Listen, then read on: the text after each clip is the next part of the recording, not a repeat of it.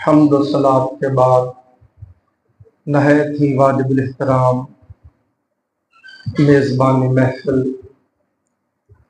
محترم بھائی ذوالفقار صاحب، نہایت ہی واجب الاحترام میزبان محفل محترم بھائی نور محمد صاحب، نہایت ہی واجب الاحترام معزز و مکرم علماء کرام، مشائخ اعظام، نعت خوانان شیعی بیان، نہایت ہی واجب الاحترام مہمانان گرامی، حاضرین مجلس، ہم سب یہاں پر ایصال ثواب کی اس محفل میں حاضر ہیں۔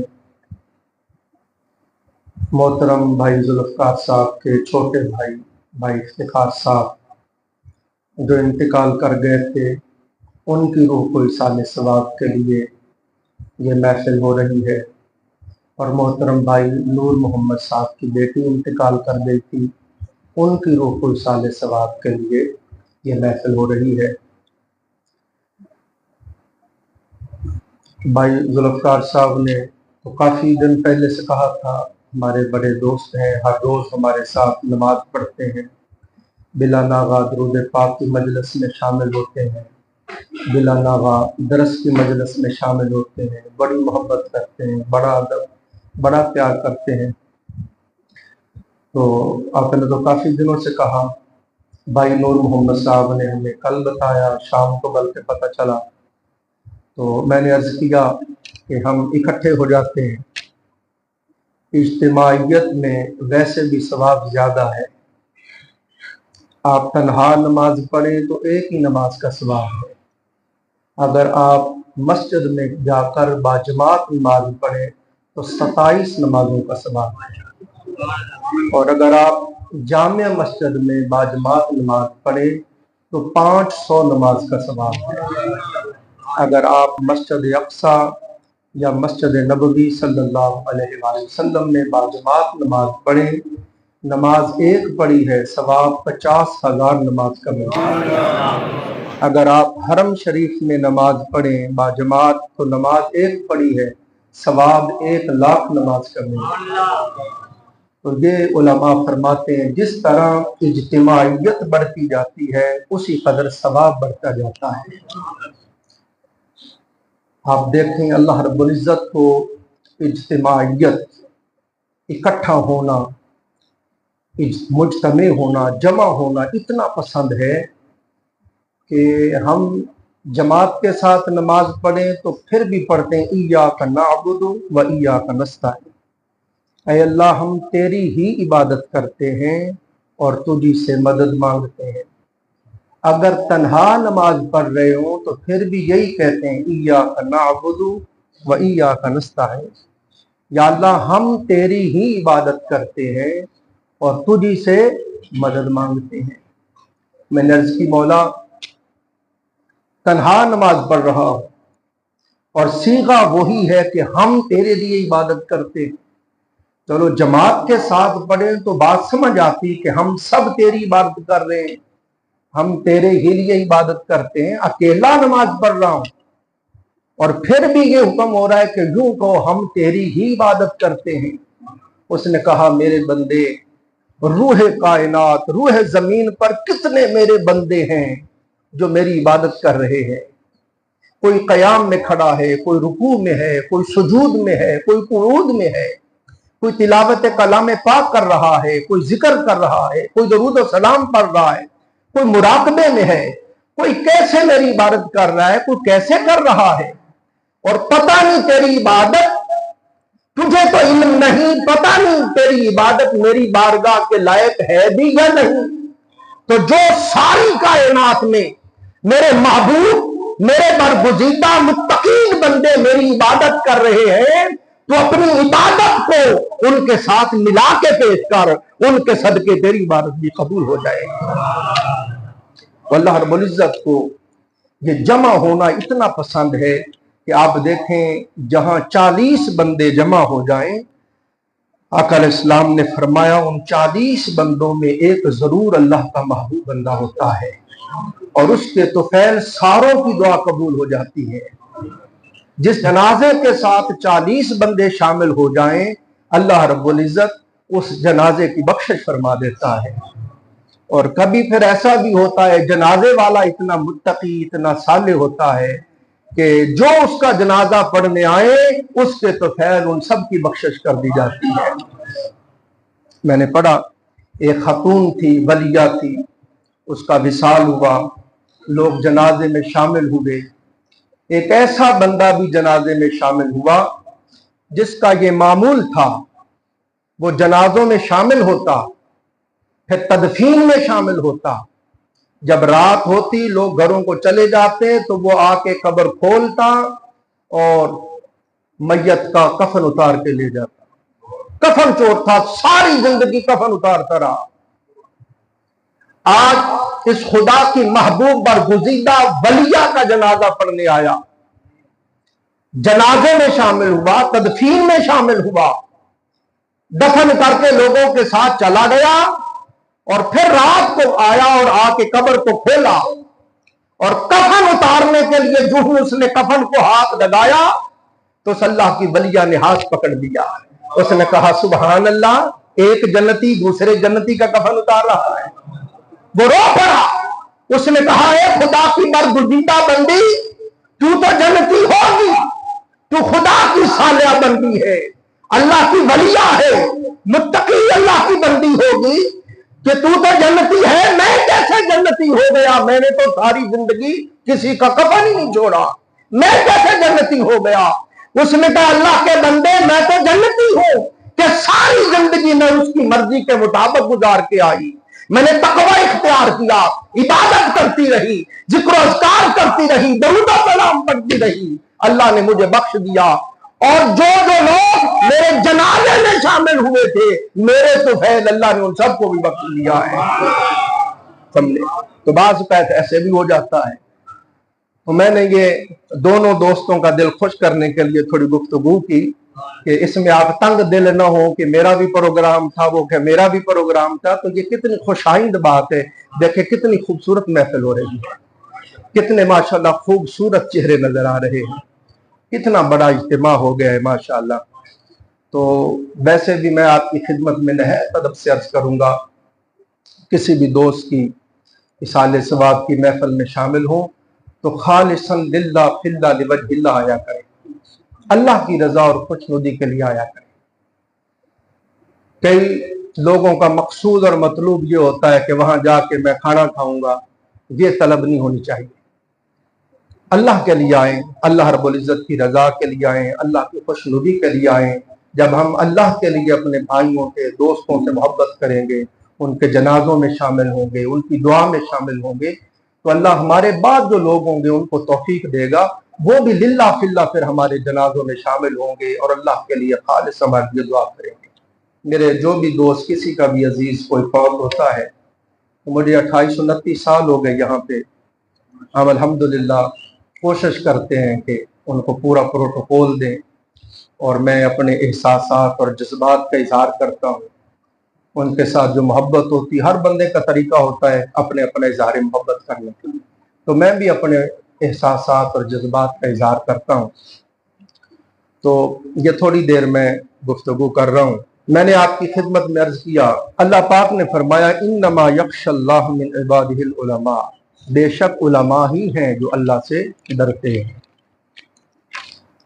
عزیزان محترم، یہ بات ذہن نشین کر لیں، جس قدر بندے کا علم زیادہ ہوتا جاتا ہے، جس قدر بندے کی اللہ رب العزت کی ذات اقدس کے ساتھ معرفت اور پہچان زیادہ ہوتی جاتی ہے، اسی قدر اس کا ڈر بڑھتا جاتا ہے۔ جو جس قدر زیادہ عالم ہوگا، جس قدر زیادہ اللہ تعالیٰ کی معرفت اور شناسائی حاصل ہوئی ہوگی، وہ اسی قدر زیادہ اللہ سے ڈرنے والا ہوگا۔ سرور دو جہاں صلی اللہ علیہ وآلہ وسلم نے فرمایا، بخاری شریف میں حضور نے فرمایا، میں تم سب سے زیادہ اللہ کو جانتا ہوں، تم سب سے زیادہ اللہ رب العزت کی معرفت مجھے حاصل ہے، چونکہ میں تم سب سے زیادہ اللہ کو جانتا ہوں، اس لیے میں تم سب سے زیادہ اللہ سے ڈرتا ہوں۔ حالانکہ شان کا یہ عالم ہے۔ شاہ ولی اللہ محدث دہلوی رحمت اللہ علیہ اپنی سند سے لائے ہیں، حدیث قدسی فرماتے ہیں، اللہ پاک فرماتا ہے لولا کلمہ خلقت الافلاق، اے میرے محبوب صلی اللہ علیہ وآلہ وسلم، اگر ہم نے آپ کو پیدا نہ کرنا ہوتا تو زمین و آسمان کو ہی پیدا نہ کرتے۔ لولا کلمہ خلقت الربوبیہ، میرے محبوب زمین و آسمان کیا ہیں؟ اگر آپ کو پیدا نہ کرنا ہوتا تو میں اپنے رب ہونے کو ہی ظاہر نہ کرتا۔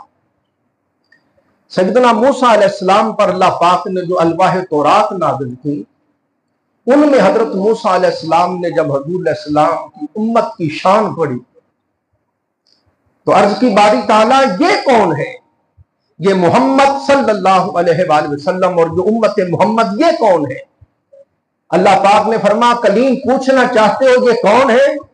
جی مولا۔ فرمایا سن، لولا محمد و امتہ لما خلقت الجنۃ ولا النار ولا الشمس ولا القمر ولا اللیل ولا النہار ولا ملکا مقربا ولا نبیا مرسلا ولا ایاک۔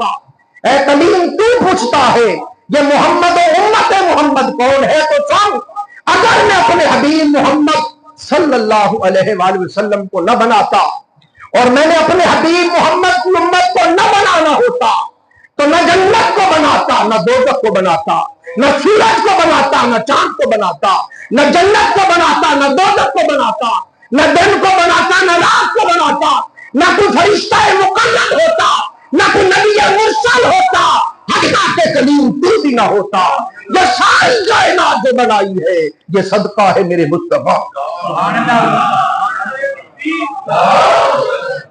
اعلیٰ حضرت سرکار نے فرمایا وہ جو نہ تھے تو کچھ نہ تھا، وہ جو نہ ہو تو کچھ نہ ہو، وہ جان ہے جہان کی، جان ہے تو جہان ہے۔ اور فرمایا زمین و زمان تمہارے لیے، مکین و مکان تمہارے لیے، چنین و چنا تمہارے لیے ہے، دہن میں زبان تمہارے لیے ہے، جسم میں جان تمہارے لیے۔ آقا یہ بنے دو جہاں تمہارے لیے، ہم آئے یہاں تمہارے لیے، اٹھیں گے بھی وہاں تمہارے لیے۔ شان کا یہ عالم کہ ساری کائنات کو اللہ نے وجود ہستی تاجدار کائنات کے صدقہ بخشی۔ آقا علیہ السلام کی ذات، آقا علیہ السلام مصدر کائنات ہے، جان کائنات ہے، وجہ تخلیق کائنات ہے، مگر اللہ رب العزت کے حضور بتانا چاہتا ہوں حضور کے خوف کا کیا عالم تھا۔ شان کا یہ عالم کہ فرمایا قیامت کے دن سب سے پہلے میری تربت انور کھلے گی۔ میں سناتا رہتا ہوں قیامت کا دن جب آئے گا سب سے پہلے میں بتاتا ہوں، آقا علیہ السلام نے فرمایا لوگ جب اپنی قبروں سے اٹھیں گے تو ننگے جسم ہوں گے، ننگے پاؤں ہوں گے، بے ختنہ ہوں گے، اپنے اپنے گناہوں کی گٹھڑیاں اٹھا کے چلیں گے۔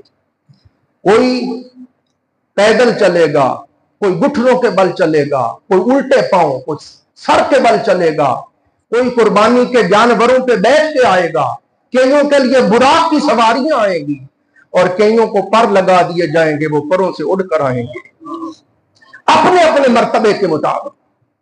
اور آقا علیہ السلام نے فرمایا پھر میدان حشر میں آ جائیں گے، پھر یہاں سے حساب کتاب ہوگا، پھر پل صراط سے گزر کے جنت میں آئیں گے۔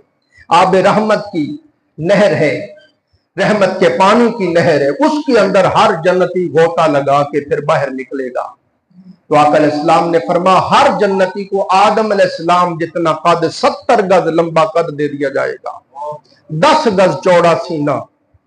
ہر جنتی کو حضرت عیسیٰ علیہ السلام کی عمر 36 سال دے دی جائے گی۔ ہر جنتی کو جناب سیدنا یوسف علیہ السلام کا حسن دے دیا جائے گا۔ ہر جنتی کو لحن داؤدی عطا کر دیا جائے گا کہ داؤد علیہ السلام جب اپنی کتاب زبور کی تلاوت کرتے تھے تو خدا کی قسم بہتے ہوئے دریا ٹھہر جاتے تھے، چلتی ہوئی ہوائیں رک جاتی تھی۔ آپ جب اپنی کتاب زبور کی تلاوت کرتے، اللہ نے آپ کی زبان کے اندر ایسا لحن رکھا تھا، ایسی نغمگی، ایسی لے ایسی سن رکھی تھی کہ خدا کی قسم پہاڑ بھی جھومنے لگتے. وہ لہن اللہ ہر جنتی کو عطا کرے گا. ہر جنتی کی زبان عربی ہوگی. تاجدار کائنات صلی اللہ علیہ وسلم والی زبان عربی ہوگی. عزیزان محترم، اور پھر جب جنتی جنت میں آئیں گے تو حضور نے فرمایا شجر طوبہ درخت ہے جنت میں، شجر طوبہ کے نیچے لا کر جنتیوں کو جنت کی سبز پوشاک پہنائی جائے گی، سبز رنگ کا حلہ پہنایا جائے گا ہر جنتی کو. فرمایا سب سے پہلے جس کو شجر طوبہ کے نیچے لا کے جنت کا جبہ پہنایا جائے گا وہ جد الانبیاء، شیخ الانبیاء، خلیل الرحمن ابراہیم علیہ السلام ہے. استاد علامہ غلام رسول سعیدی صاحب فرماتے ہیں رہے تاجدار کائنات تو حضور کی شان سب سے منفرد و ممیز ہے. اے لوگوں، ابراہیم علیہ السلام کو تو جنت میں جا کر شجر طوبہ کے نیچے پوشاک بنائی جائے گی، مگر حضور کی شان یہ ہے آقا اپنے مزار پروار سے بعد میں آئیں گے، پہلے حضور کو جنتی حلہ پہنایا جائے گا، جنتی پوشاک پہنائی جائے گی، اور آقا اسلام کو سواری پہ سوار کیا جائے گا 70,000 نوری فرشتوں کے ظلمت میں. تاجدار کائنات کی سواری چڑھے گی. عزیزان محترم، پورے اجلال کے ساتھ، پورے اکرام کے ساتھ، پورے انعام کے ساتھ، پوری شان کے ساتھ ناروں کی گونج میں حضور کی سواری آئے گی. جس طرح یہاں کسی بادشاہ کی سواری آتی تو آگے آگے منادی اعلان کرتا خبردار ہوشیار بادشاہ سلامت کی آمد ہے. وہاں منادی ندا کرے گا خبردار ہوشیار تاجدار کائنات کی سواری تشریف لا رہی ہے. اے اہلیان معاشر، اگر سے کھڑے ہو جاؤ، حبیب کبریا تشریف لا رہے ہیں. ارے شفیع المذنبین کی سواری آ رہی ہے. ہر کوئی ایریا اٹھا کے دیکھے گا یہ کون آ رہا ہے، یہ میدان حشر میں یہ غلغلہ کیسا ہے، تو آواز آئے گی میرا محبوب تشریف لا رہا ہے. شان کا یہ عالم ہے کہ حضور علیہ الصلوۃ والسلام فرماتے ہیں تمام منابر، تمام کرسیاں پر ہو گئی ہوں گی. یہاں پر جب کوئی جلسہ ہوتا ہے تو آپ جانتے ہیں جو مہمان خصوصی ہوتا ہے وہ پہلے آپ بھی جائے تو اس کو سائڈ پہ بٹھائے رکھتے ہیں کہ پنڈال بھر لے، آپ کی شان کے مطابق جلسہ بن لے، پھر آپ کو لائیں گے. عزیزان محترم، حضور کی شان کے مطابق جب جلسہ اپنے جوبن پہ چلا جائے گا، یہ بات ذہن نشین کر لیں، میدان حشر کا دن اللہ نے بنایا ہی حضور کی شان دکھانے کے لیے ہے. آقا علیہ السلام نے جب فرمایا کہ قبر جنت کے باغوں میں سے باغ ہے یا دوزخ کے گڑھوں میں سے گڑھا ہے، تو جب کوئی بندہ کافر تھا، مشرک تھا، گناہگار تھا، اس کی قبر دوزخ ہو گئی. مقصود تو دوزخ میں ہی ڈالنا تھا. جو متقی تھا، نیک صالح تھا، اس کی قبر ہی جنت بن گئی، تو مقصود تو جنت میں ہی جانا تھا. مولا دوزخی قبر سے دوزخ میں چلا گیا، جنتی قبر میں سے ہی جنت میں چلا گیا. اب یہ تو بتا حشر کا دن کیوں منایا ہے؟ اس نے کہا مجھے میری عزت کی قسم ہے، حشر کا دن میں نے اپنے یار کی شان دکھانے کے لیے بنایا ہے. فقط اتنا سبب ہے انعقاد بزم محشر کا کہ ان کی شان محبوبی دکھائی جانے والی ہے. اللہ نے فرمایا محبوب ازل تا ابد، آدم تا عیسیٰ علیہ السلام اور آپ کی امت ازل تا ابد سب کو جمع کروں گا اور ساروں کے سامنے محبوب تیری ناز برداریاں کروں گا تاکہ ہر کوئی دیکھے محبوب تیری شان کیا ہے. فرمایا آسان جب آسا کا ربو کا مقام محمودہ، محبوب ان قریب ہم آپ کو ایسے مقام پہ کھڑا کریں گے کہ ہر کوئی کہے گا واہ محمد واہ تیری کیا شان ہے. اور آپ جانتے ہیں جب یہاں پہ جلسہ ہوتا ہے تو کوئی میزبان جلسہ ہوتا ہے، کوئی صدر مجلس ہوتا ہے، کوئی مہمان خصوصی ہوتا ہے. اس مجلس کی انفرادیت یہ ہوگی کہ میزبان مجلس بھی خود خدا ہوگا، صدر مجلس بھی خود خدا ہوگا، مگر مہمان خصوصی تاجدار کائنات ہوگا. تو منابر پر ہو جائیں گے، کرسیاں پر ہو جائیں گی، نشستیں پر ہو جائیں گی، हर कोई देखेगा कि मनाबिर पर हो चुके, नशिस्तें कुर्सियां पर हो चुकी, अब ताजदारे कायनात कहां बैठेंगे। तो अर्श से आवाज आएगी, प्यारे आदम तुम सामने बैठो, प्यारे इब्राहिम तुम अर्श के नीचे सामने मिंबर पे बैठो, ए प्यारे ईसा और मूसा अलैहिस्सलाम सामने बैठो, ए जकरिया और यहया, ए याकूब और यूसुफ, ए ईसा और मूसा अलैहिस्सलाम, सब नबियों तुम सामने बैठो। रहे मुस्तफा तो मेरे हबीब तू मेरे अर्श पे आ, मेरी कुर्सी के साथ कुर्सी पे बैठ। हुजूर सल्लल्लाहु को अल्लाह पाक अपने अर्श पर अपनी कुर्सी के साथ कुर्सी रखवा के बिठाएगा। ये हुजूर का मुकाम महमूद है। मगर आका अलैहिस्सलाम फरमाते हैं मैं कुर्सी पे बैठूंगा नहीं, एक अदब होता है, एक इंतहाई अदब है। हुजूर फरमाते हैं मेरी क्या मजाल, ये मेरे रब की शफकत है, ये मोहब्बत है, ये मेरे मौला की करम नवाजी है कि वो मेरे लिए अपने अर्श पर अपनी कुर्सी के साथ कुर्सी बिछवाएगा। मगर मेरी कहां मजाल कि मैं अपने मौला के साथ बैठ सकूं। और शारीन हदीस फरमाते एक वजह ये भी है, हुजूर फरमाते इसलिए नहीं बैठूंगा, जब बंदा बैठ जाए तो कोई नजर आता है कोई नजर नहीं आता, मैं खड़ा रहूंगा ताकि हर उम्मती नजर आता रहे। जब मैं शफात करूं तो हर किसी को पहचान पहचान के कहता जाऊं मौला ये भी मेरा गुलाम है, ये भी मेरा गुलाम है। हुजूर इस्लाम का मुकाम महमूद है। और सुनिए अजीजान मोहतरम, हुजूर इस्लाम की जो शफात कुबरा है वो दो तरह की है। शफात कुबरा दो तरह की है। एक तो शफात कुबरा ये है कि जब बड़े बड़े अंबिया थर थर कांप रहे होंगे। अल्लामा इब्न हजर मक्की रहमतुल्लाह अलैह ने लिखा, फरमाते हैं लोगों कयामत के दिन अल्लाह पाक फरिश्तों को हुक्म फरमाएगा दोज़ख को लाया जाए, 70,000 लगामें डालकर जब दोज़ख को लाया जाएगा, अभी 100 साल की मुसाफत में दोज़ख होगी कि दोज़ख की घनघनाहट सुन के उसकी आग के शोले देख के तबशो तमालत महसूस करके आका इस्लाम ने फरमाया कोई नबी ऐसा ना होगा, कोई फरिश्ता मुकर्रम ऐसा ना होगा, कोई रसूल ऐसा ना होगा जो थर थर कांपते हुए गिर न पड़े।